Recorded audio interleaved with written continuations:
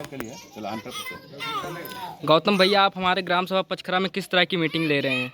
सबसे पहले आपको बहुत बहुत धन्यवाद कि सोशल मीडिया के माध्यम से जो यमुना पार की तहसील बारा की ग्राम सभा जो पचखरा है, आप सोशल मीडिया के माध्यम से इस ग्राम सभा में इस मीटिंग को कवरेज करने के लिए आए।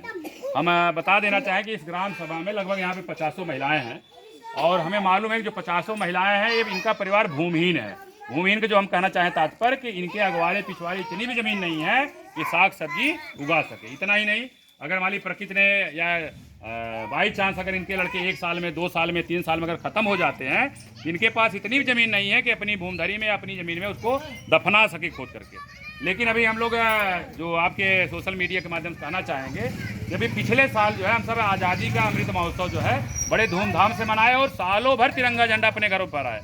इस साल भी आज़ादी का 76वीं वर्षगांठ मनाई गई। हम लोगों ने आज़ादी का अमृत महोत्सव इस साल भी मनाया। लेकिन अगर देखा जाए देश की आज़ादी के 75 साल बाद भी जो हम लोग आज़ादी का अमृत महोत्सव मना रहे हैं, लेकिन अगर देखा जाए कि हम लोग आज भी जो है भूमिहीन बने हुए हैं।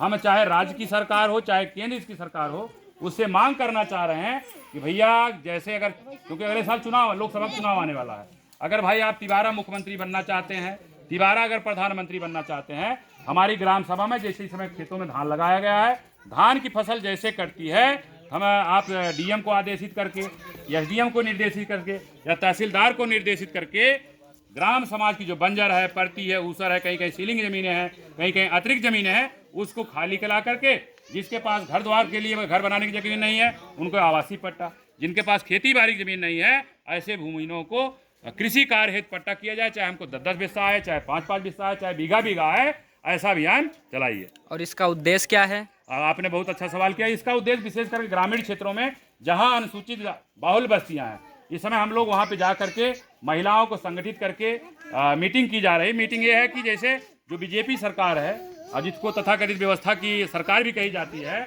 ये सरकार का मंशा जो है कि भारतीय संविधान के पहले अपना दूसरा संविधान लागू करना है। मतलब कि एक प्रकार से वो अपना संविधान बना चुका है। अगर जैसे नया संसद भवन में अभी हाल में ही पार्लियामेंट्री बहस चली है, जिस तरह से देखने को मिला है किस तरह तू में हुआ है, अगर अगले साल बीजेपी गवर्नमेंट बन जाती है, हमको एक साशंकित है या शंका की दृष्टि देख रहे हैं कि जब अपना संविधान लागू कर लेंगे, तभी 3 महीना पहले मणिपुर में 3 आदिवासी महिलाओं के साथ जिस तरह उनको निर्वस्त्र घुमाया गया, उनके साथ सामूहिक बलात्कार हुआ, राजस्थान में, हरियाणा में, मध्य प्रदेश में जो अभी इस तरह से महिलाओं के साथ कांड हुआ है, हम नहीं चाहते हैं कि सरकार में इस तरह के जघन्य अपराध हों। अगर सत्ता में तिबारा बनना चाहते हैं, तिबारा रहना चाहते हैं, तो हम तो चाहते भाई हमारे दलितों के साथ जो है न्याय करिए, इनको सुरक्षा दीजिए। और दूसरा, आने वाले 26 नवंबर को संविधान दिवस है। बाबा साहेब ने जो संविधान बनाया है उसको सुरक्षित रखने के लिए, उसको सुरक्षा की दृष्टि से हम लोग 26 नवंबर को इलाहाबाद में हाई कोर्ट के पास बाबा साहेब की मूर्ति है, बाबा साहेब की मूर्ति पे भारत भारी संख्या में जो भी साथी आपके यूट्यूब चैनल को या सोशल मीडिया देख रहे हैं, सबसे आग्रह है कि संविधान जिंदा रहेगा तभी जाके हमारे बहुजन समाज का जो मान सम्मान स्वाभिमान, हमारे हक अधिकार वो जिंदा रहेगा।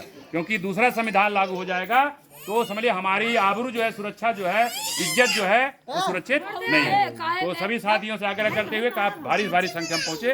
इन्हीं सब चीज़ों के साथ आप सबको सभी धन्यवाद करते हुए जय भीम, नमो बुद्धाय, जय भारत।